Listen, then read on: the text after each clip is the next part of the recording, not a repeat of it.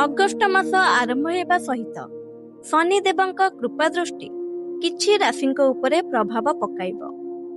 ଏହି ଭିଡିଓଟିକୁ ସ୍କିପ୍ କରିବା ପୂର୍ବରୁ ଗୋଟେ ଥର ଶୁଣି ନିଅନ୍ତୁ। ଯଦି ଆପଣଙ୍କ ରାଶି 4ଟି ଭାଗ୍ୟଶାଳୀ ରାଶିଙ୍କ ମଧ୍ୟରେ ଥାଏ, ତେବେ ଅଗଷ୍ଟ ମାସରୁ ଶନି ଆପଣଙ୍କ ଜୀବନରେ ନୂଆ ସୁଯୋଗ ଏବଂ ସନ୍ଦେଶ ଆଣିବେ ବୋଲି ମତ ରହିଛି।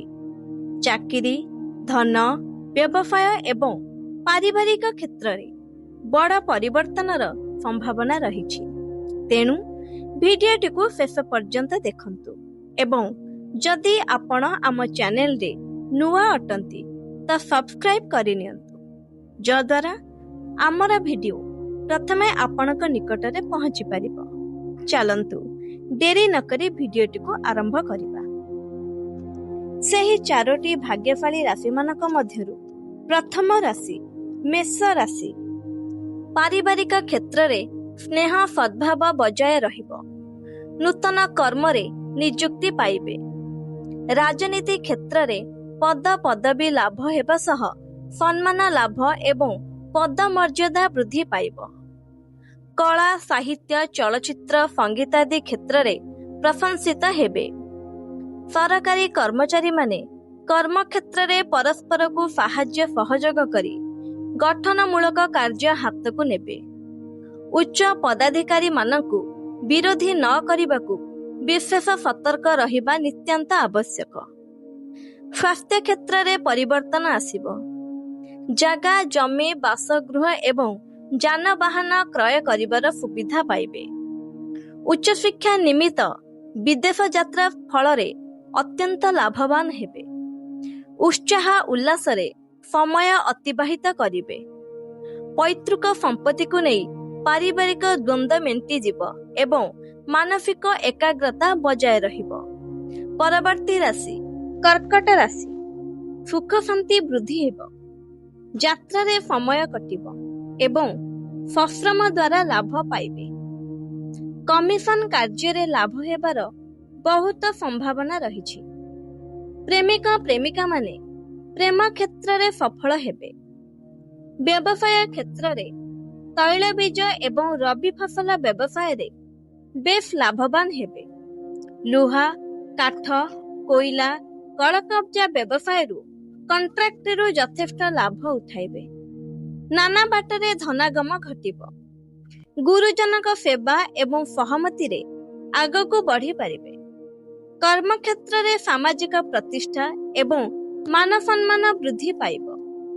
କମ୍ପାନୀ, ବ୍ୟାଙ୍କ, କମ୍ପ୍ୟୁଟର ଇତ୍ୟାଦି ବିଭାଗରେ ନୂତନ କର୍ମ ପ୍ରାପ୍ତି ହେବ। ନୂଆ ଲକ୍ଷ୍ୟ ପୂରଣ କରିବା ପାଇଁ ସାହାଯ୍ୟ ସହଯୋଗ ମିଳିବ। ଆଧ୍ୟାତ୍ମିକ କ୍ଷେତ୍ରରେ ଉନ୍ନତି ହେବ। ତଳ ମହଲରୁ ଆଶାତୀତ ଲାଭ ପାଇବେ। ପରବର୍ତ୍ତୀ ରାଶି ସିଂହ ରାଶି। ଗୃହାରମ୍ଭ, ଦୂରଯାତ୍ରା, ନୂତନ ବ୍ୟବସାୟ ଆରମ୍ଭ କରିପାରିବେ। ପ୍ରକୃତିର ବିଚିତ୍ର ସିଦ୍ଧାନ୍ତ ଫଳରେ ଦୀର୍ଘ ଦିନର କଷ୍ଟ ଦୂର ହୋଇ ସୁଖର ସ୍ୱପ୍ନ ଦେଖିପାରିବେ। ନୂଆ ନୂଆ ଉପାୟ ଚିନ୍ତା କରିବେ। ଅଚାନକ ଆୟ ବୃଦ୍ଧି ହେତୁ ଆଚମ୍ବିତ ହୋଇପାରିବେ। ଦାମ୍ପତ୍ୟ ସୁଖରେ ସୁଖୀ ହେବେ। ଗୃହରେ ସୁଖ ଶାନ୍ତି ବିରାଜମାନ କରିବ। ସେୟାର ବଜାରରେ ପୁଞ୍ଜି ନିବେଶ କରିଲେ ବହୁତ ଧନ ପ୍ରାପ୍ତ ହେବ। ସମସ୍ତ ଫଇସଲା ଏବଂ ନିର୍ଣ୍ଣୟ ବୁଦ୍ଧିମତ୍ତାରେ ପରିପୂର୍ଣ୍ଣ ହେବ। ସ୍ୱାସ୍ଥ୍ୟ ଭଲ ରହିବ। ଧନ ଲାଭ ହେବାରୁ ଖୁସି ହେବେ। ଶୁଭ ସମ୍ବାଦ ପାଇ ଶୀଘ୍ର ଯାତ୍ରା କରିବାକୁ ପଡ଼ିବ। ଚାକିରି ସମ୍ବନ୍ଧୀୟ କାର୍ଯ୍ୟ ହୋଇଯିବ। ପ୍ରିୟଜନ ମାନଙ୍କୁ ଆର୍ଥିକ ସାହାଯ୍ୟ କରିବାକୁ ବାଧ୍ୟ ହେବେ। ଗୃହୋପକରଣ କ୍ରୟ କରିବା ଯୋଗେ ବ୍ୟୟ ଅଧିକ ହେବ। ଅନ୍ୟର ଦୁଃଖ ଦୁର୍ଦ୍ଦଶା ଦୂର କରିବାକୁ ପ୍ରୟାସରତ ହେବେ। ପରବର୍ତ୍ତୀ ରାଶି ଧନୁ ରାଶି। ବରିଷ୍ଠ ବ୍ୟକ୍ତିଙ୍କ ସହ ସୁସମ୍ପର୍କ ସ୍ଥାପିତ ହେବା ଫଳରେ ଘରୋଇ ସଂସ୍ଥାର କାର୍ଯ୍ୟକ୍ଷେତ୍ରରେ ସଫଳତା ପାଇବେ। ସନ୍ତାନମାନେ ବିଦ୍ୟାରେ ଉନ୍ନତି କରିବେ। କ୍ରୀଡ଼ା, ପ୍ରତିଦ୍ୱନ୍ଦ୍ୱିତା, ପ୍ରତିଯୋଗିତା ପରୀକ୍ଷା ଏବଂ ସାକ୍ଷାତକାରରେ କୃତକାର୍ଯ୍ୟ ହେବେ।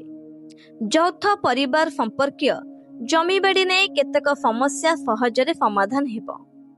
ଅଧ୍ୟୟନ, ଅଧ୍ୟାପନା ତଥା ରଚନାତ୍ମକ କ୍ଷେତ୍ରରେ ସମ୍ମାନିତ ହେବେ। ଭୋଗବିଳାସ ଏବଂ ଆନନ୍ଦମୟ ମୁହୂର୍ତ୍ତ ସାଙ୍ଗକୁ ସୁସ୍ଥ ପରିବେଶ ଏବଂ ସମ୍ମାନଜନକ ଘଟଣା ଘଟିବ। ଉପରିସ୍ଥଙ୍କୁ ଆପଣାର କରି କୃପା ଭାଜନ ହେବେ ଏବଂ ଅଧନସ୍ଥ କର୍ମୀ ଏବଂ ସାଧାରଣ ବର୍ଗଙ୍କ ସୌଜନ୍ୟରୁ ସାହାଯ୍ୟ ସମର୍ଥନ ହାସଲ କରିବେ। ରାଜନୀତିରେ ଲୋକ ସମର୍ଥନକୁ ଆଧାର କରି ବଳିୟାନ ହେବେ ଓ ବଡ଼ ନେତାଙ୍କୁ ସନ୍ତୁଷ୍ଟ କରି ସୁଖ ଶାନ୍ତିରେ ଦିନ କଟାଇବେ। ପରବର୍ତ୍ତୀ ରାଶି କନ୍ୟା ରାଶି।